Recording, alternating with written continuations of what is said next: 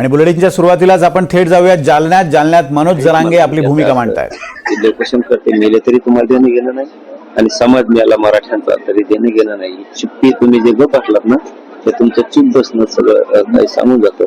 पण फडणवीस साहेब आम्हाला खरंच वाटलं नव्हतं ना, अपेक्षा बी नव्हती आणि मराठा समाजाला सुद्धा सांगतो अपेक्षा बी नव्हती की 4-5 दिवस उपोषण करावं लागेल म्हणून वाटतच नव्हतं। असं वाटायचं बसलो की दुसऱ्या दिवशी जिकडे तिकडे हा विषय होऊन जाईल सगळ्या मागण्यात। हे खूप मी तिडकीनं बोलतो हा शब्द, खूप मनातून बोलतो हा शब्द की बसलं की दुसऱ्या दिवशी मागण्याचा निर्णय लागेल असं मनात होतं। बेमानी मराठीशी मुख्यमंत्री फडणवीस साहेब करणार नाही, गद्दारी करणार नाही असं वाटत होतं म्हणून 4-5 दिवस बसलो। आता आपल्याला काय करायचं पुढं त्याबद्दल आता थोड्या वेळानं मराठा बांधवाशी किंवा उपोषणकर्त्याशी चर्चा करून किंवा सकाळी मराठा बांधवाशी आणि उपोषणकर्त्याशी चर्चा करून पुढे उपोषणात काय करायचं आम्ही आमचं आता ठरवू। आता आमच्या लक्षात आलं फडणवीसांचा जो आनंद आहे लय मोठ्या शेतात निघून आणला सरकारचा, मराठ्यांचा, शेतकऱ्याचा गोरगरीब देणं घेणं। फडणवीस साहेब लय दिवस नाही राहणार आनंदावर तुमच्या आनंदावर विरजन पडू शकतं म्हणून जरांगे मध्ये द्याला।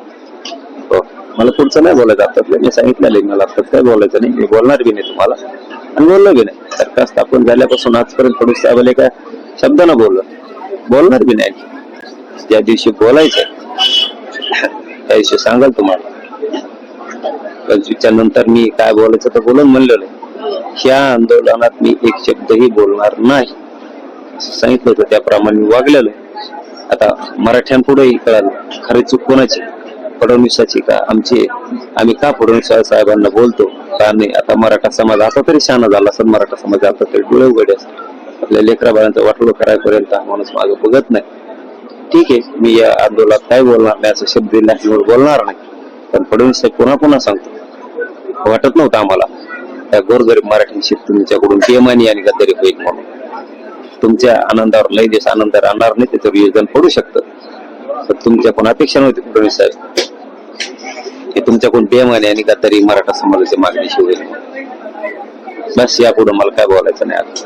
आता आमच्या पद्धतीने आम्ही आंदोलन करू आणि आम्ही काय ते बी सरकारला वेगळ्या पद्धतीने आंदोलन करू आता आम्ही इथून पुढच्या काळात। तुम्ही जो समाजासोबत निर्णय बसून घेणार आहे तो आता घेणार की सकाळी घेणार नेमकं स्पष्टपणे सांगा। हो ना, आता कधी आता बोलावं का सकाळी बोलावं त्यांना बघून, आता जसं वेळ असेल तसं बोलू, आता बोलू किंवा सकाळी बोलू ते तेवढ्याबद्दल फायनल नाही, बाकी सगळं फायनल केलं चित्र। बसायचंच नव्हतं क्वेश्चनला, बसलं तरी आम्हाला वाटतच नव्हतं 5-6 दिवस लागतात म्हणून मागण्या अंमलबजावणी असं वाटत होतं। बसलं की दुसऱ्या दिवशी इकडे तिकडे होईल, बेमानी गद्दारी होणार नाही मराठीशी फडणवीस साहेबाकडचं। ठीक आहे, पुढचं काय बोलायचं मला बी आंदोलनात बोलणार नाही म्हणलं मी, नंतर स्पष्टपणानं सगळं बोल।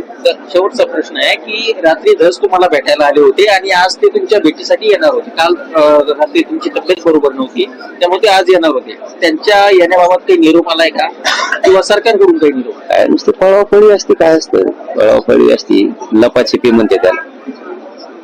आलेला त्यांच्याकडून काहीतरी 2-4 मागण्याचा काहीतरी, पण ते कुठे काल आलते, कालचं आजवर, आजचं उद्यावर, म्हणजे हे येड्यात काढायचे धंदे आहेत।